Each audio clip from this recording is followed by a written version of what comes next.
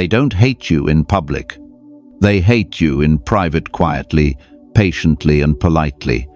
They wait, watch, smile. And when life finally knocks you down, they're the first to show up with sympathy and satisfaction. You'll bounce back, they say, patting your shoulder. But their eyes, they're glowing, because your failure just gave them peace. These are not enemies. They're performers. Friends by title. Rivals by instinct. And the worst part? You trusted them. You shared your goals. Your fears handed them every weapon they now use against you. This isn't paranoia. It's clarity. And if this sounds familiar, it's already too late. That was the first warning.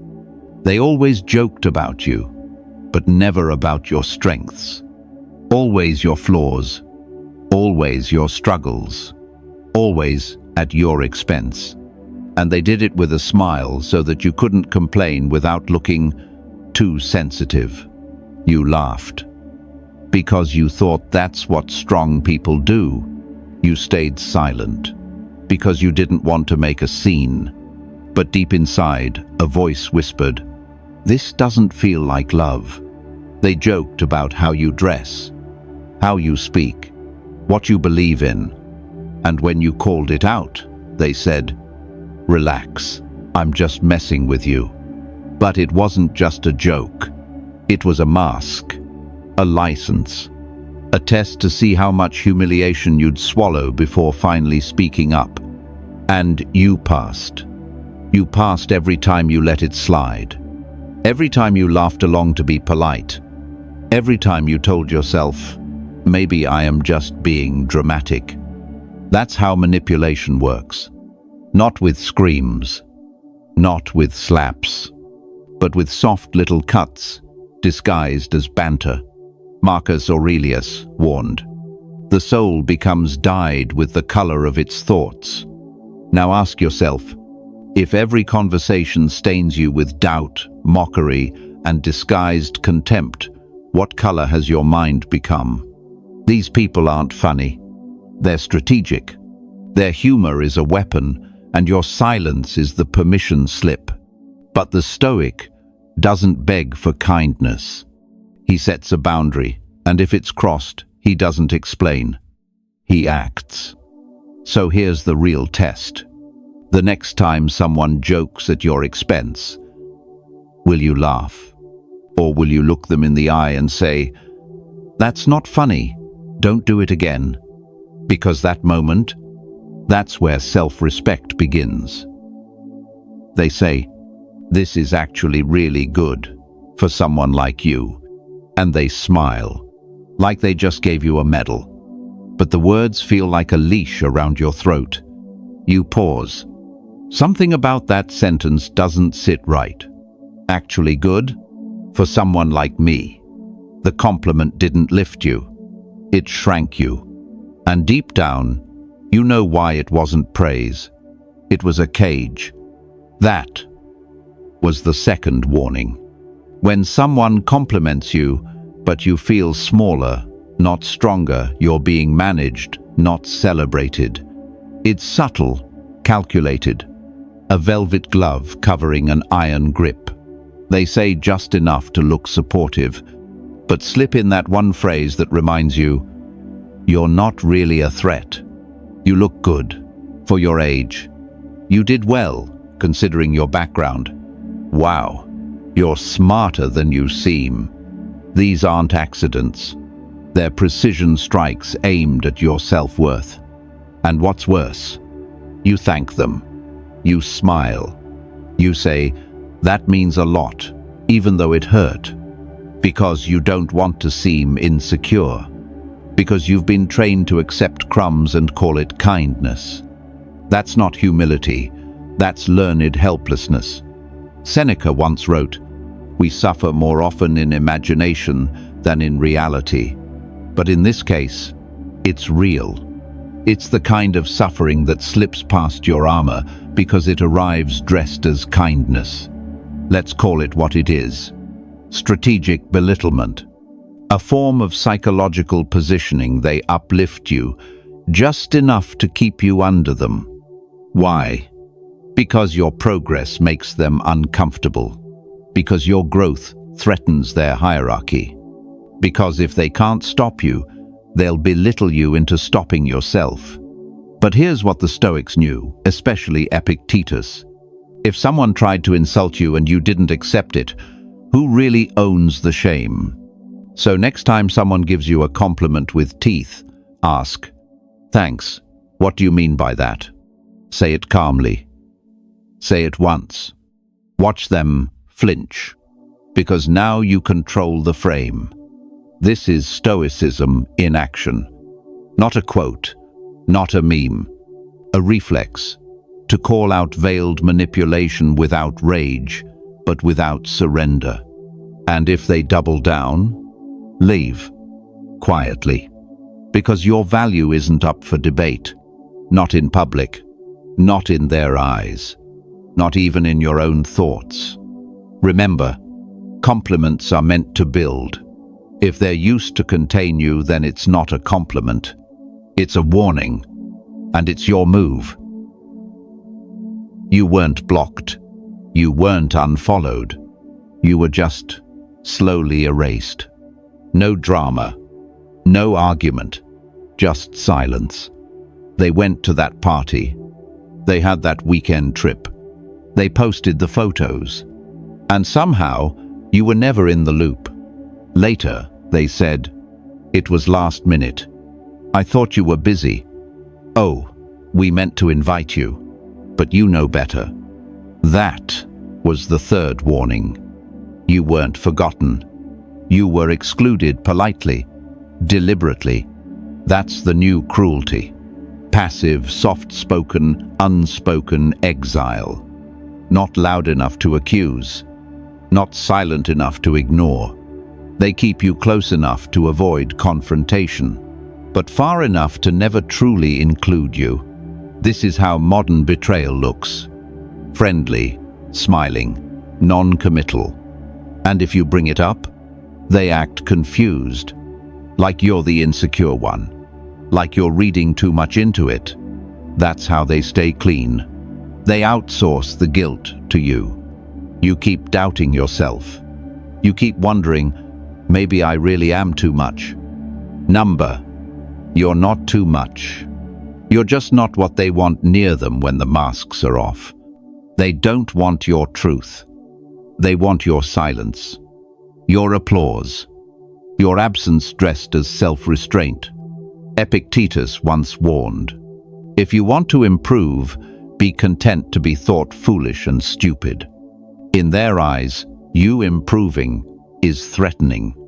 You setting boundaries is inconvenient. You showing up fully is uncomfortable. So, they quietly shrink your presence. And you play along, because confronting it would mean facing a harsher truth. They never saw you as part of them. That's a wound pride doesn't want to admit. So we self-medicate with excuses. They're busy. They forgot. It's not a big deal, but it is. Because exclusion, when done with a smile, cuts deeper than rejection. And here's where Stoicism demands courage. Not the courage to confront them, but the courage to see it clearly and act without resentment. You don't need revenge. You don't even need an apology. You need a new orbit, where you're not constantly negotiating for space, where you're not begging for invitations to tables built to exclude you. So next time you see that photo, that event, that reunion you weren't told about, don't shrink. Don't sulk. Just say, "Ah, the invitation was never lost. It was never written," and walk away. Not bitter, but free. They said they were busy, too tired, too overwhelmed, too swamped with everything. You believed them. You waited. You gave them space. You said, "Take your time, I understand." But then, you opened your phone. They were out last night. They had dinner with mutual friends. They posted stories with laughter, wine, and selfies. And you were never mentioned, never considered, never invited. That was the fourth warning. They weren't busy. They were busy with everyone else. And that truth, it hits hard because it's not loud. It's quiet, private, personal. You weren't rejected. You were deprioritized. They had the time. They just didn't want to spend it on you. That's not scheduling. That's sentiment. And deep down you knew it. Because real, busy people, they say, "I'll call you when I can." And they mean it. They find a way, even 5 minutes. Not because they have time, but because they care. But these people, they keep you on the edge, close enough to guilt trip, far enough to forget.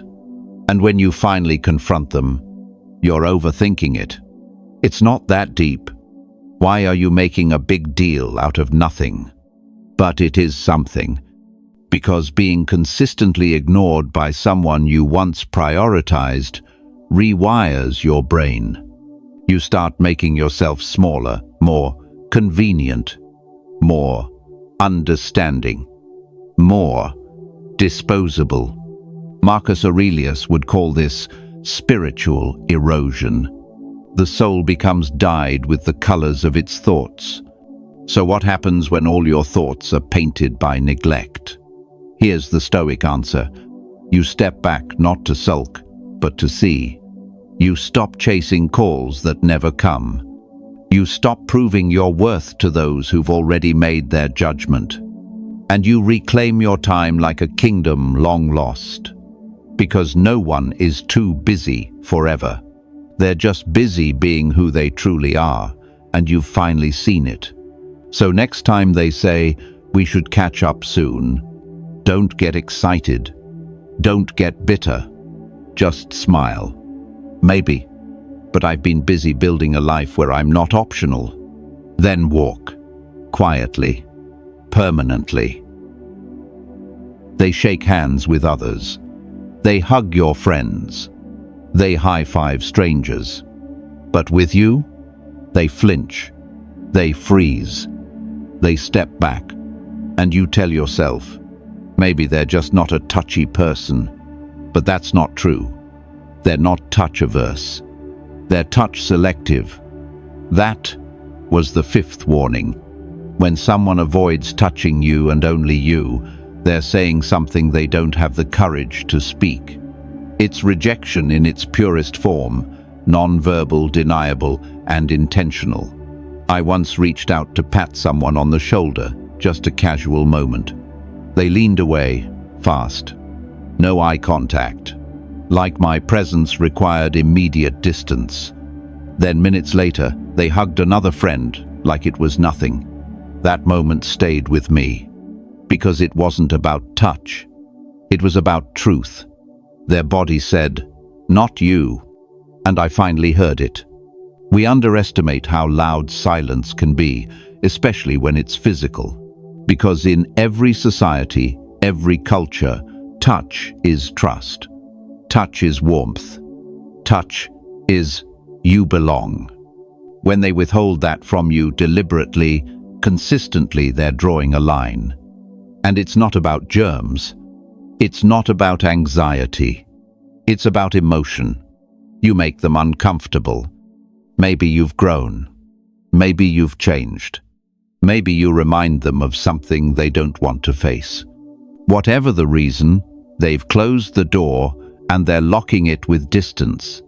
Marcus Aurelius observed, "The impediment to action advances action. What stands in the way becomes the way." So what if this aversion isn't an obstacle, but a message? Then it's simple. Stop reaching. Stop offering your presence where it's clearly unwelcome. Not out of spite, but out of self-possession. When someone avoids even the smallest gesture of contact, You don't need to confront them. You don't need to demand answers, because their hands already spoke for them. So next time they lean back when you lean in, don't shrink. Stand still. See it. Accept it. Then pull back not just your hand, but your attention, your presence, your access. Because nothing is more stoic than this. If my presence burdens you, I'll remove it for both our peace. And you walk. Calm, clear, untouched, but no longer unseen. It was your worst week. Life hit hard, job loss, breakup, illness, grief. You needed one thing: support, not answers, not solutions, just presence. So you reached out, texted, called, dropped hints like, "It's been rough lately," and they replied days later, if at all. Excuses, silence, "Sorry, I've been swamped." But your feed showed them partying, joking, alive and well, just not for you. That was the sixth warning. When people vanish during your pain, they were never truly there to begin with. It's not about time. It's about truth. Real support isn't loud. It's not poetic. It's one message. I'm here. Say nothing if you want. Just know I've got you. But they didn't show up. Not even for that. So now you sit with the sting, not just of the crisis, but of clarity. You remember the birthdays you never missed. The nights you stayed up when they were breaking. The advice, the rides, the presence always offered. And now, nothing. Seneca said it bluntly. Misfortune is virtue's opportunity. But let's take it further. Misfortune is also friendship's test. And most people will fail. Quietly, completely. This isn't about rage or revenge. It's about release. Because now you know who was just a fair-weather face, who showed up only when you smiled, succeeded, shined. But the moment your light dimmed, they couldn't handle your shadow. That's not your failure. It's their exposure. So what does a Stoic do? He doesn't chase apologies. He doesn't beg for presence. He resets his perimeter. He understands this. True friendship is proven under pressure, not given by proximity. So next time life collapses, don't look outward first. Look inward, and then look around.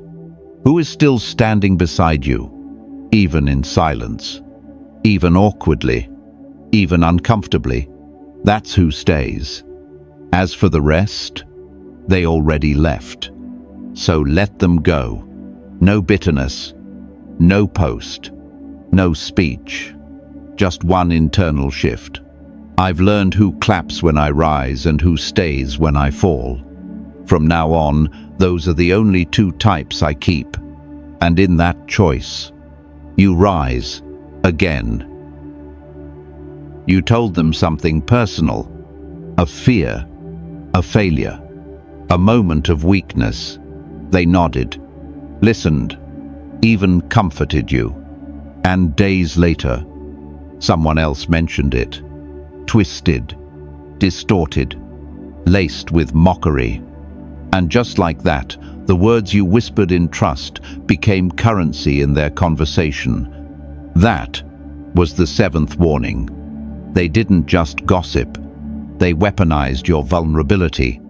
And the worst part, you defended them. They probably didn't mean it that way. Maybe it slipped. Nothing slips that far. People don't accidentally repeat your pain. They choose to seem interesting, to feel powerful, to control the narrative without you present. This isn't harmless chatter. This is betrayal with a smile. Because gossip is never neutral. It's always directional. And if they talk about you, without you, It's not friendship. It's performance. I remember trusting someone once. I opened up, spoke honestly.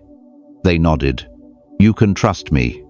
A week later, I was hearing my words warped, diluted from someone I barely knew. And when I confronted them, they laughed.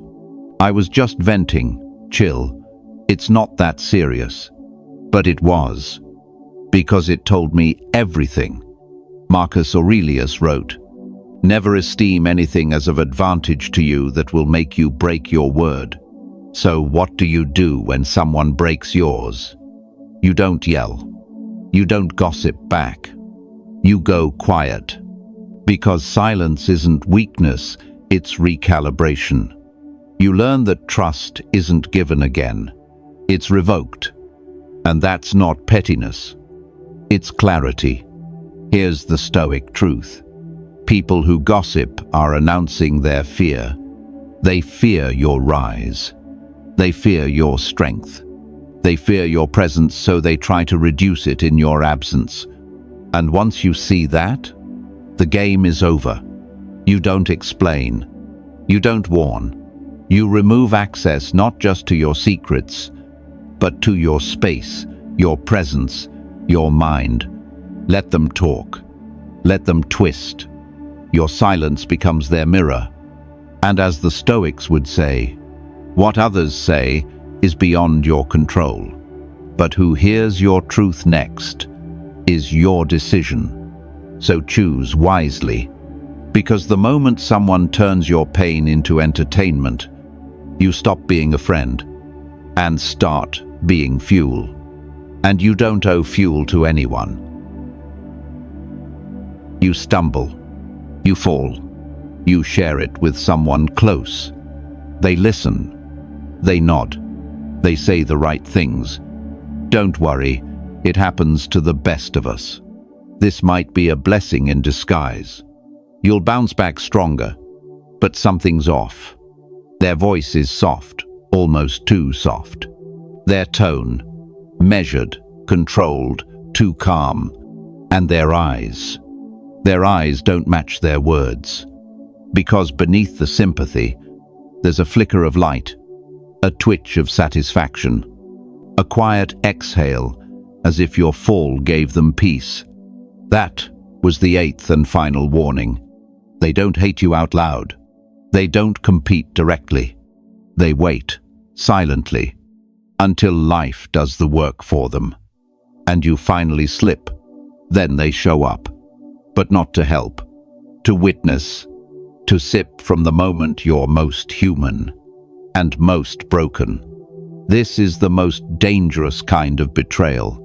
Not the sharp knife in your back, but the velvet hand that holds you while you bleed and smiles when no one else is looking. They never clapped for your success. They just endured it, waiting, knowing, because your wins made them insecure. Your growth made them reflect. Your resilience became a mirror they couldn't look into. And now that you've fallen, they're free.